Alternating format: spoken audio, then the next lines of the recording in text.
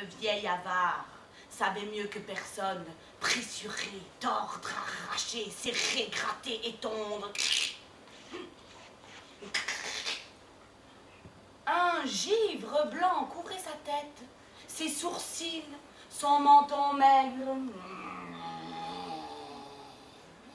Et nerveux, il portait toujours et partout avec lui sa froideur. Il glaçait son bureau les jours de canicule et ne le dégelait pas d'un degré à Noël.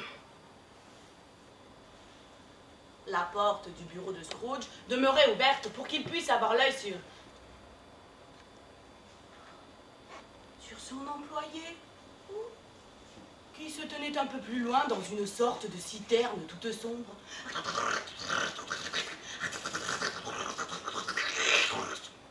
Occupé à copier des lettres.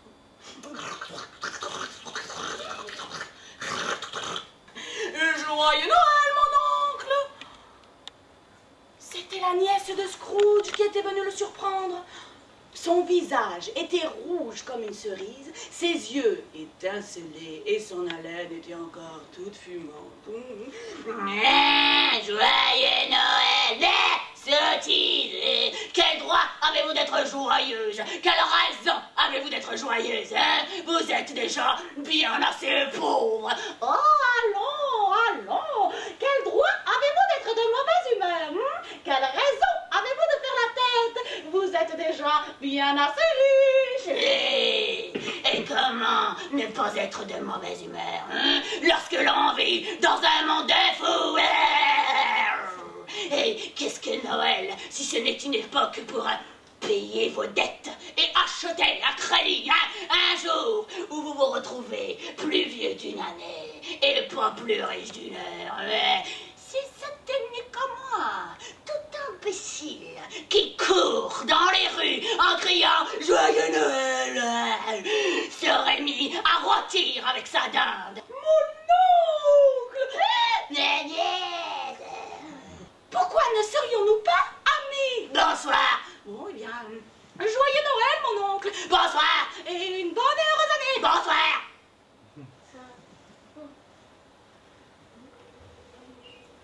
La nièce de Scrooge quitta la pièce, sans un mot de colère. Mais elle s'arrêta sur le seuil pour souhaiter un joyeux Noël à l'employé qui, bien que gelé, était néanmoins plus chaleureux que Scrooge, car il lui rendit cordialement ses vœux.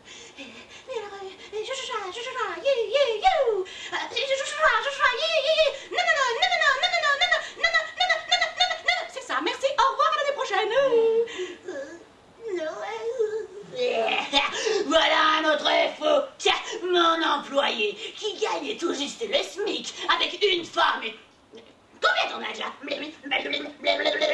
8 enfants et qui me parle d'un joyeux Noël. Il y a de quoi se retirer à l'asile d'aliénés. Non, sottise de tout cela, je ne veux pas y croire. Il changea pourtant de couleur. Quand un fantôme traversa la porte massive et pénétra dans l'appartement, sous ses yeux, oh, c'était Marley, le fantôme de ce bon vieux Marley. Exactement le même Marley, mais avec en plus une longue chaîne passée autour de sa ceinture. Elle était faite de clés, de cadenas, de bourses, de livres de comptes, de calculatrices, de lingots.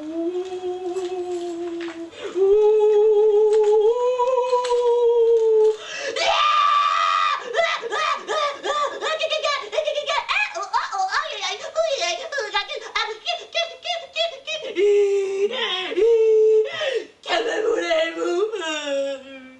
Je suis ici pour t'avertir qu'il te reste encore une seule chance, un tout petit espoir d'échapper à mon sort. Ah, yes!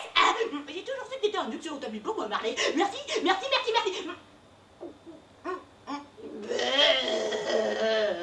Tu vas être hanté par 3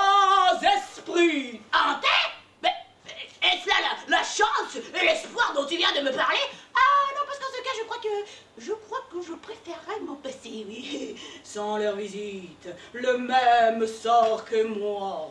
Attends-toi à voir le premier demain, quand 1 heure sonnera. Est-ce que je pourrais pas les voir tous à la fois? Ah, pour en finir, s'il te plaît, Marley. Et n'oublie pas ce qui vient de se passer entre nous. Ouh, ouh. Ah, messire, êtes-vous l'esprit dont l'avenue m'a été annoncée? Oui, c'est moi. Eh bien, qui êtes-vous? Je suis l'esprit des Noëls passés. Passé? Et passé depuis longtemps? Oh non! De ton propre passé. De mon propre passé? Entassés sur le sol, au point de former une montagne,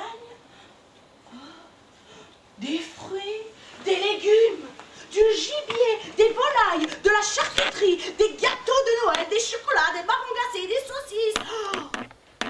Et trônant sur cette pyramide était assise une joyeuse géante.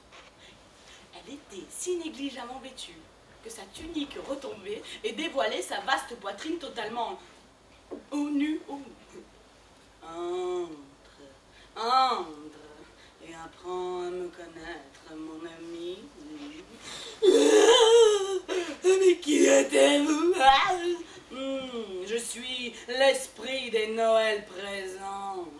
Regarde-moi en face, mon ami, bien en face. Tu n'as jamais vu mon pareil, n'est-ce pas?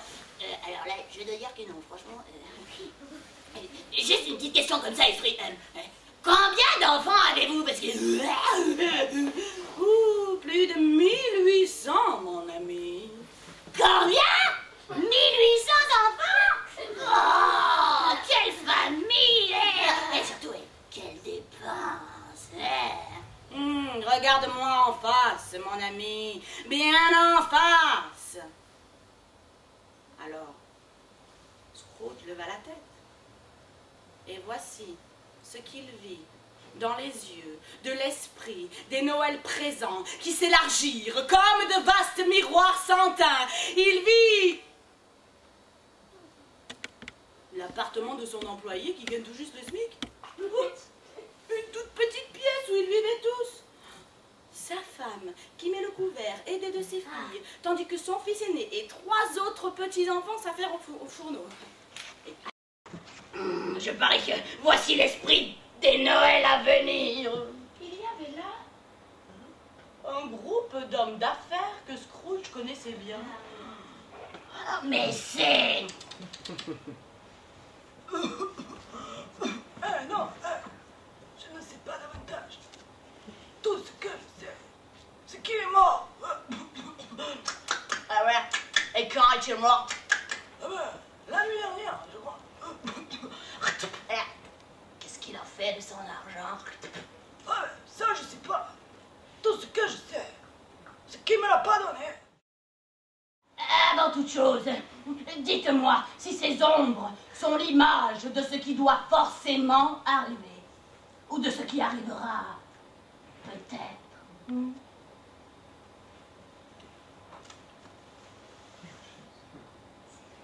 Scrooge? Moi? Moi dans la tombe? Mais non! Non! Je veux pas venir comme ça! Non, non, non! Oh, j'ai compris.